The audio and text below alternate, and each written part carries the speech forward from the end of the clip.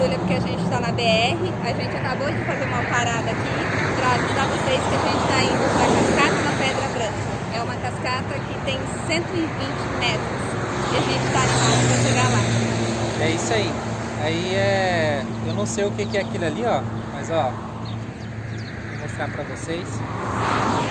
Não dá para ver, né?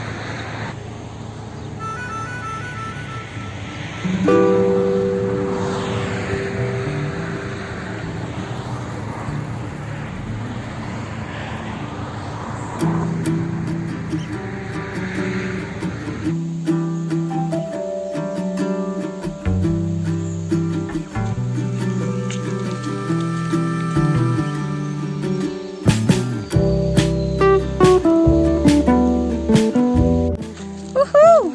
Sol! Ontem choveu o dia inteiro e a gente estava bem receosos, mas está bem sequinho e bem agora tá dando um pouquinho de sol, então a gente está bem contente. Tá contente, amor? Tranquilo, de boa.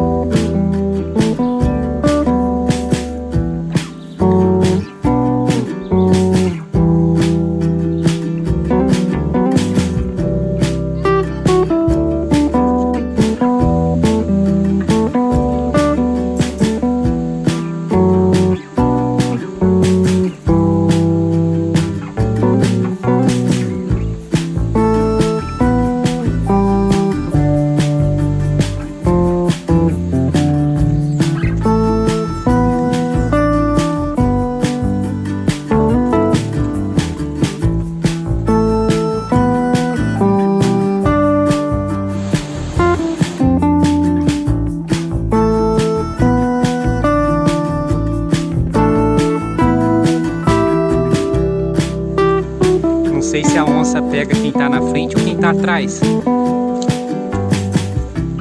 Por via das dúvidas, eu vou na frente.